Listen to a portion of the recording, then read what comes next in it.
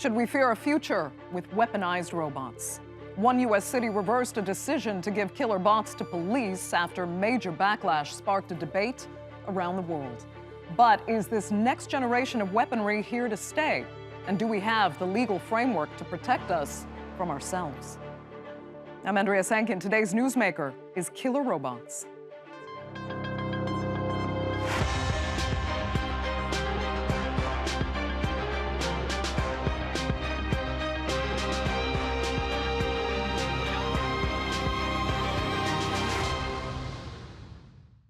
Last month, the San Francisco Board of Supervisors voted to allow the city's police department to deploy armed robots capable of using lethal force. The decision received public pushback loud and fast, leading the board to reverse the vote. But it started a conversation around the world. Should we be allowing our police and militaries to use these killer robots? Now, police departments in the U.S. have been acquiring and using robotic devices for decades, mostly for what's now considered routine policing activities, including surveillance and bomb disposal. But many departments have large stores of military-grade weaponry at their disposal. In passing the law, citizens were alerted to the fact that the technology exists and can be deployed. But it appears the legal framework is lagging, and many have been left with more questions than answers on how it should be rolled out. New and emerging technologies hold great promise for the advancement of human welfare and could help to better protect civilians in conflict in certain circumstances.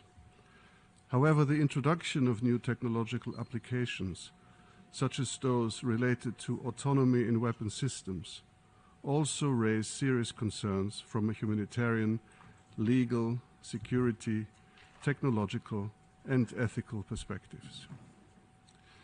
We therefore see an urgent need for the international community to further their understanding and address these risks and challenges by adopting appropriate rules and measures such as principles, good practices, limitations, and constraints. Well, some tech companies are addressing the issue. Boston Dynamics has been very vocal in its opposition to the weaponization of its robots. In October, it signed an open letter along with other leading firms condemning the action. We believe that adding weapons to robots that are remotely or autonomously operated, widely available to the public, and capable of navigating previously inaccessible locations where people live and work raises new risks of harm and serious ethical issues. Weaponized application of these newly capable robots will also harm public trust in the technology in ways that damage the tremendous benefits they will bring to society. But when it comes to the ethics of using killer robots, it's less clear-cut.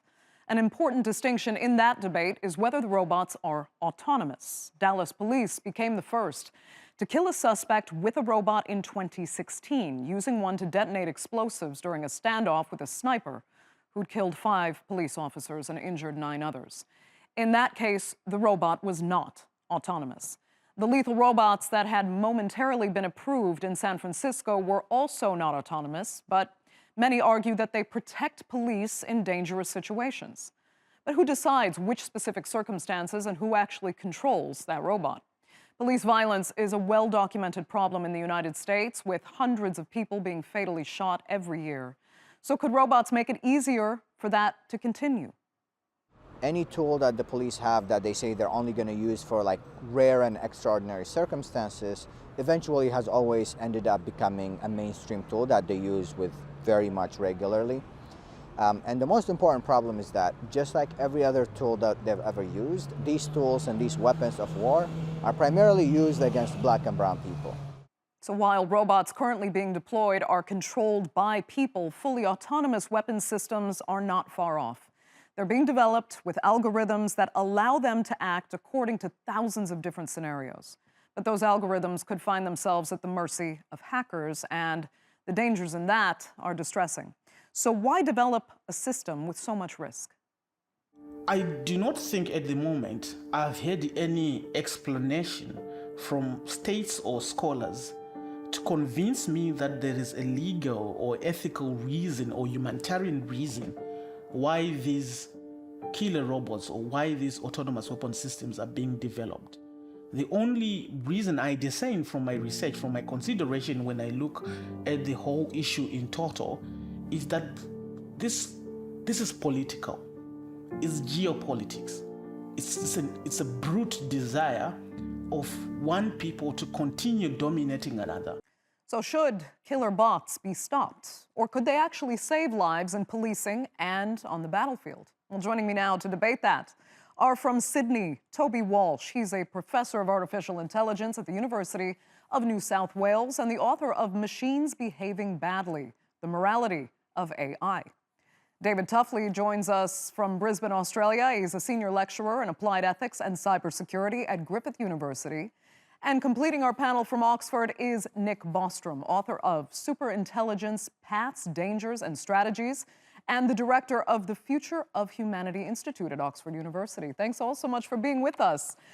Nick, I'm going to start with you because you have actually said sentient machines are a greater threat to humanity than climate change. I want to think you're exaggerating, but tell me how so?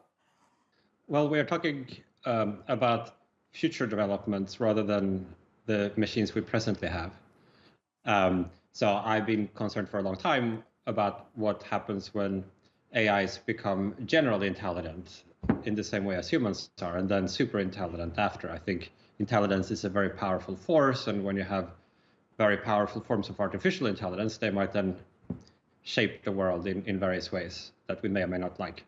I also would point out it's not so much the sentience part there that does the job. I think even if AIs were not sentient, they could still have a profound impact on the world. How so? I mean, give us an example of what you think we need to be afraid of. Well, if you think about what it is that makes us humans relatively powerful compared to other animals, and that now allows us to transform their habitats into parking lots. It's not that we have stronger muscles or sharper teeth, it's that we were endowed with a little bit more brain power that then allows us to invent all kinds of technologies and make strategies, and then we use that for our purposes rather than for the benefit of other creatures that we share this world with. And so similarly, if you have artificial intelligence that's not properly aligned to human values, then they might do their own thing that might be equally transformative on the world as human agency is on the world today, or more. Okay.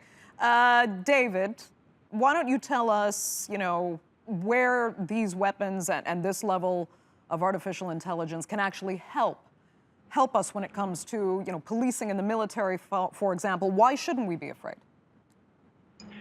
Well, I think it's really a question of when is lethal force sanctioned, or when is it appropriate in a law enforcement context. And police officers regularly use lethal force when a bad actor is in the process of killing people, or has already killed people, or is getting ready to kill people.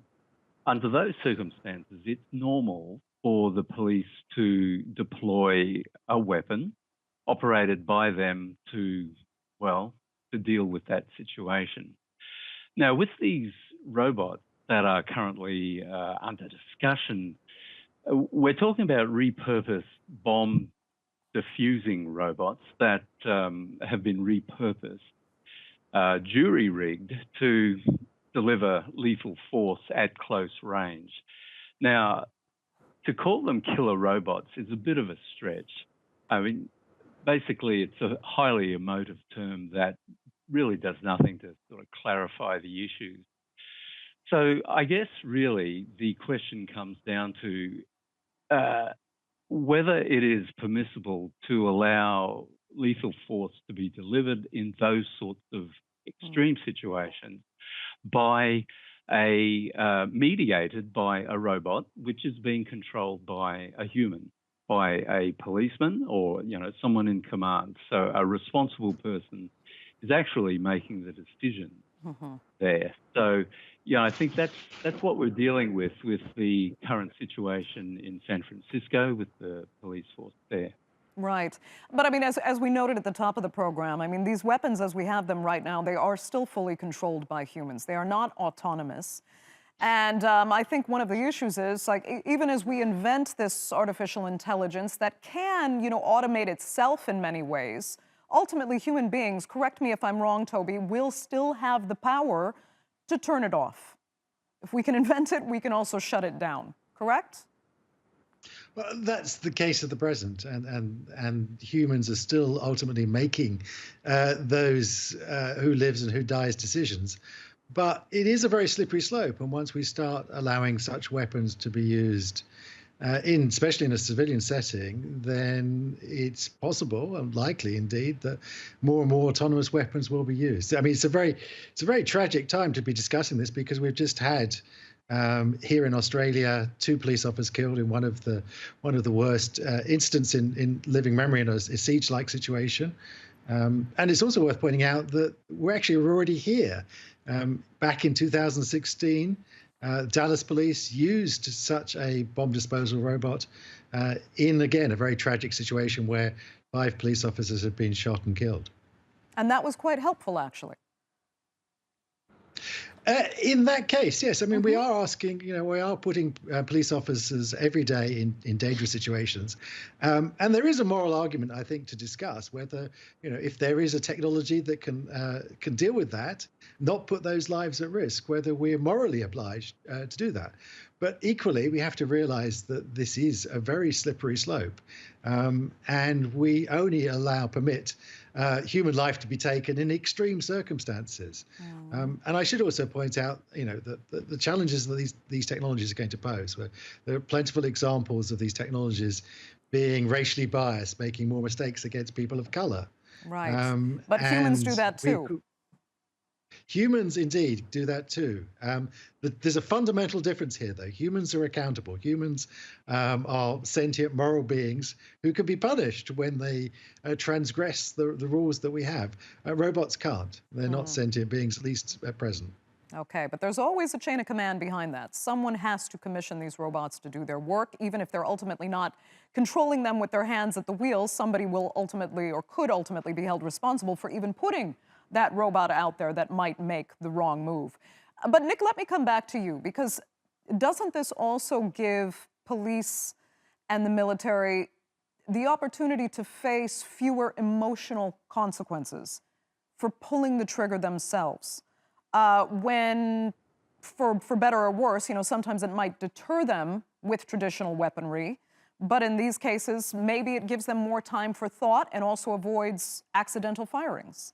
Yeah, I think I would first make a distinction between the question I was answering last time, which was about AI in general, and then I said this future prospect if it becomes really smart. I think we have a slightly different issue if we're talking about a relatively simple robot like those that may be used by the police forces. And I think in that context, the more underlying issue that I would see is if it becomes easier to concentrate power, so that if you just have one little police robot that can do one operation a day and go out and if there is a shootout or something, that's one thing. But if you imagine sort of swarms of these that become easy to control by a small number of people because they have some AI so they can kind of self-organize as a swarm, that maybe then have face recognition, and you could then achieve a very large effect with a very small amount of manpower. I think that might change the feasibility of, say, dictatorships to control large populations with the buy-in of a much smaller security force.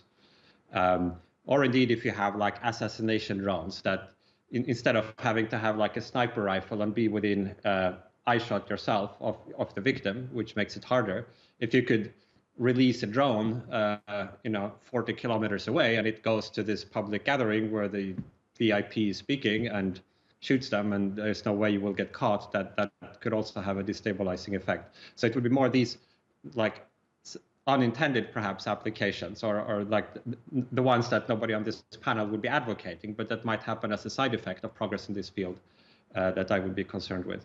Okay. Yeah, unintended consequences are always an issue. And I mean, David, the problem as well is that, starting with too many people that just don't trust the police with their basic weaponry. So why would they trust them with something this advanced and sophisticated that, also puts a degree of distance there to lessen the emotional thought process that would go into actually pulling a trigger?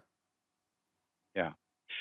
Yeah, it is. It is really the crux of the issue there, Andrea. And in my humble opinion, I do think that artificial intelligence, generally speaking, is an excellent helper for people, for humankind, and that none of these robots should ever be allowed to operate autonomously. And this would obviously extend to weaponized AI as well, but we're talking about in the civilian context here. There must always be a responsible, well-trained, mature, commander level person pulling the strings, basically.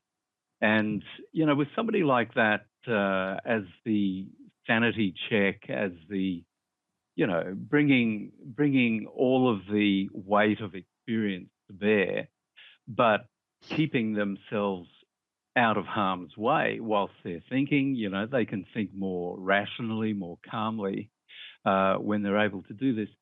So, I mean, I think these are highly charged situations where, there are bad actors with high-powered weapons and they're using them to kill innocent people. And the police are already quite constrained in what they are able to do. So I don't think it's wise, really, given the rising tide of such violence in our urban settings, that we should really put more restrictions unnecessarily. Now, I hasten to add there that there must always, always be strong ethical principles that guide these actions. Nothing should happen in the absence of ethics. Right. So, yeah, I and think again, there should be accountability. Absolutely. Right. 100%. Toby, let me come back to you, Toby, because I'm looking for some kind of maybe historical context we can refer to. Another time when there was similar concern about a new technology being developed that people thought could be tremendously dangerous. I actually remembered, and I'm sure you'll remember this as well, CERN, the institute in Switzerland, they built a large hadron collider that was actually looking to recreate the Big Bang. It received so much criticism that it was actually putting humanity at risk and could easily get out of control because many believed these scientists didn't quite understand what they weren't understanding what they were getting into. Anyway, nothing of the sort has happened. It's been 15 years. So can you give us an example of when we were warned about a certain technology and it actually did get out of control? We didn't heed the warnings. Or do we have more of a habit of kind of exaggerating, in the science fiction type sense of things really losing control by their human creators? Sadly, there are two very current examples that are impacting us today. The first is that there was plentiful scientific warning about the risks of burning fossil fuels, and we did not listen to the scientists who were calling for that. The second one that all of us have lived through for the last couple of years is that scientists again made very strong predictions around the risk of respiratory-borne pandemics, and we've lived through that again. And we didn't listen to the warnings that were given by scientists.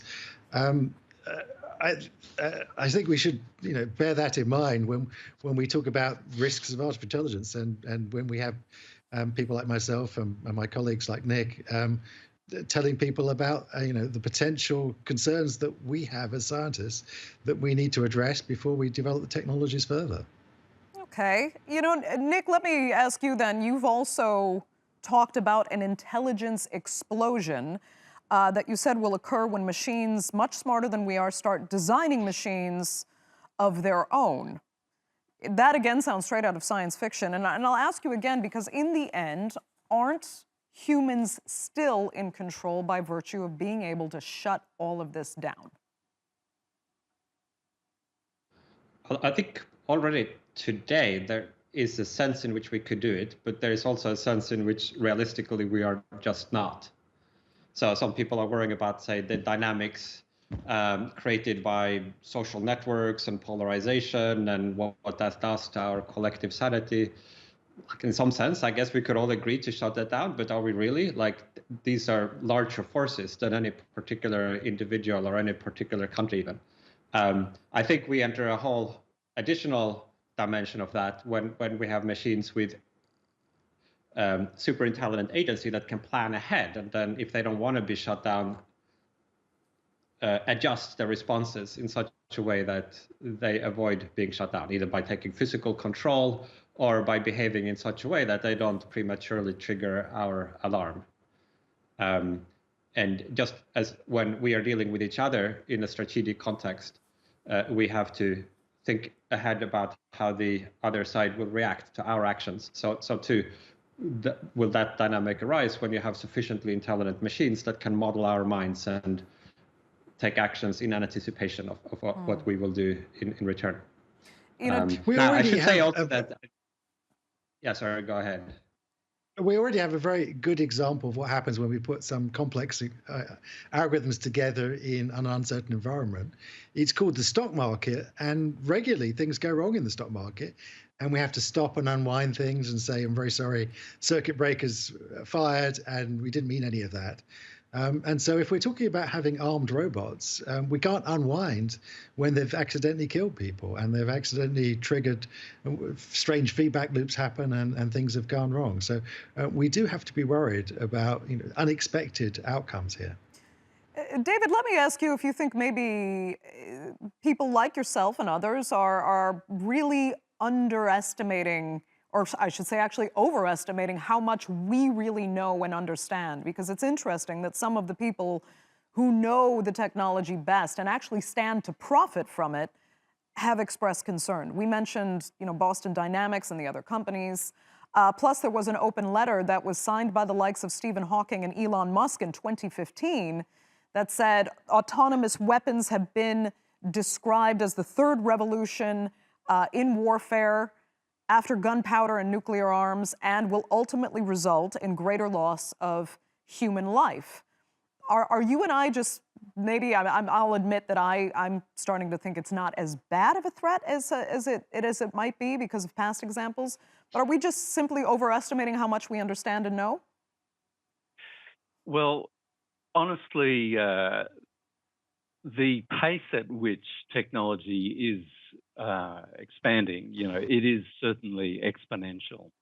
And, I'm the first to admit that as this exponential rise occurs, and, at the moment we are seeing a rapid expansion of the capabilities of AI across a whole range of domains. So yes, I'm really the first to admit that there will be unexpected, unforeseen circumstances or consequences to using these things. But what I would also say is that we humans have always been extremely adaptable and good at dealing with threats as they arise. We are consummate tool makers. We've been making tools, and dangerous tools, for a long time now. Really, ever since fire, it was so useful, but, occasionally it would burn down the village, but we figured out how to use it. Now, it's possibly a poor analogy, but what I would say is that human ingenuity and human resourcefulness, we create these tools, and to some extent we're influenced by them. We create the tools, then the tools create us. And it's a sort of a co-creation thing going on there. Now, we have to remain in control of it, and that trumps everything, basically. If we remain in control, then we can deal with unexpected consequences. I'm not saying that we would never be blindsided. Of course not. I think you have an overly optimistic view of human history there. If one of the tools that we invented was nuclear weapons, and by most accounts, it's mostly luck that has saved us from having destroyed humanity in a thermonuclear war. It's not our human ingenuity. Nick, quick final words. And yeah, well, I agree that if we don't remain in control, that's a problem. I think it's also a problem if we do remain in control. I mean, we were in control of tanks and bomber planes and automatic weapons, and we are managing to create quite a lot of mischief by being in control. But we've always found a way to do that, no matter what the technology. So that's a final thought there. You know what? I'm going to have to leave it there because unfortunately we're out of time for this edition of the Newsmakers. I'd like to thank all three of my panelists so much for being with us, and our viewers, of course, for joining us as well. Remember, you can follow us on Twitter, and do be sure to subscribe to our YouTube channel. I'm Andrea Sankey. We'll see you next time.